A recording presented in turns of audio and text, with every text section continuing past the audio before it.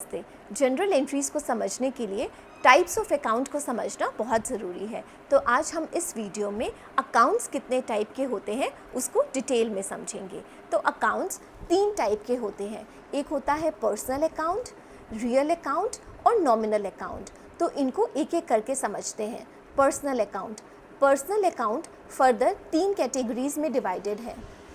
Natural person account, इसका क्या मतलब है, मैं और आप, हम ह्यूमंस, वो नेचुरल पर्सन अकाउंट में आते हैं। आर्टिफिशियल पर्सन अकाउंट, कोई भी कंपनी जो लॉ के थ्रू क्रिएट हुई है वो होता है artificial person account. Examples Reliance, HDFC, Wipro, Infosys, कोई भी जनरल स्टोर या स्टेशनरी की शॉप, वो सब आर्टिफिशियल पर्सन अकाउंट है। तीसरा रिप्रेजेंटेटिव पर्सन अकाउंट, ये क्या होता है, ये एक ग्रुप को रिप्रेजेंट करता है। मान लीजिए आपकी एक कंपनी है जिसमें 100 एम्प्लॉयज़ हैं, आपको उन 100 एम्प्लॉयज़ की सैलरी अभी देनी है, सैलरी आउटस्टैंडिंग है। Outstanding salary representative person account है। ये एक ग्रुप को रिप्रेजेंट करता है, उन एम्प्लॉयज़ को रिप्रेजेंट करता है जिनकी सैलरी अभी ड्यू है। तो advance salary, commission due, advance rent, prepaid rent, ये सब रिप्रेजेंटेटिव पर्सन अकाउंट के एग्जाम्पल हैं। सो इस चीज़ को एक एक्सरसाइज से समझते हैं। फर्स्ट एग्जाम्पल है शिल्पा। तो क्या ये नेचुरल पर्सन है, artificial person, representative person? It is natural person. Infosys, ये आर्टिफिशियल पर्सन है, ये एक कंपनी है जो लॉ के थ्रू क्रिएट हुई है। Varun, natural person. Reliance, again ये कंपनी लॉ के थ्रू क्रिएट हुई तो ये आर्टिफिशियल पर्सन हो गया। IDBI बैंक, ये भी आर्टिफिशियल पर्सन है। आउटस्टैंडिंग सैलरी, ये रिप्रेजेंटेटिव पर्सन अकाउंट हो गया। Prepaid rent is again representative person account. Sheetal, it is natural person account. Agarwal book depot, ये एक स्टेशनरी फर्म है जो आर्टिफिशियल पर्सन है। Unpaid rent is representative person account. Advance salary is also a representative person account.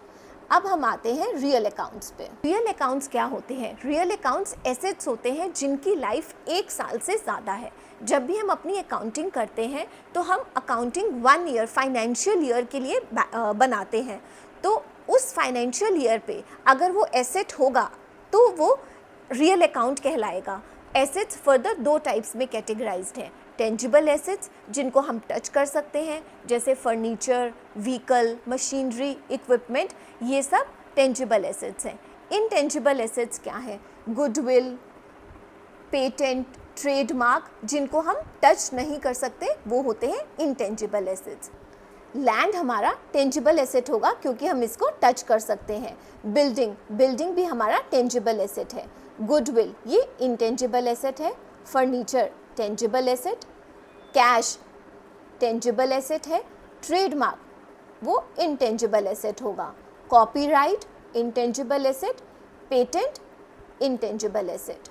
Vehicle it is tangible asset. Third type का account होते हैं nominal account.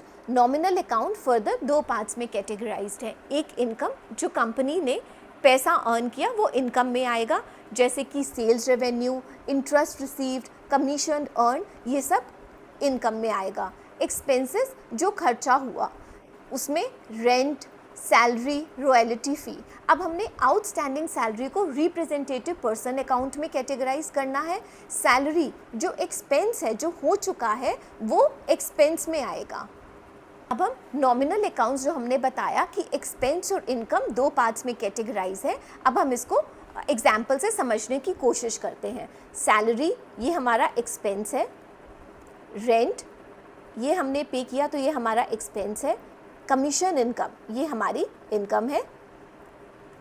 Sales भी हमारी इनकम है। कुछ हमने परचेज़ किया तो कंपनी का पैसा खर्च हुआ तो वो हमारा एक्सपेंस है। टेलीफोन एक्सपेंस में आएगा। और ऑडिट फी ये हमारा एक्सपेंस होगा। अब मैं अपनी आगे आने वाली वीडियोस में जनरल एंट्रीज़ कैसे करनी है वो बताऊंगी। Thank you. Stay connected.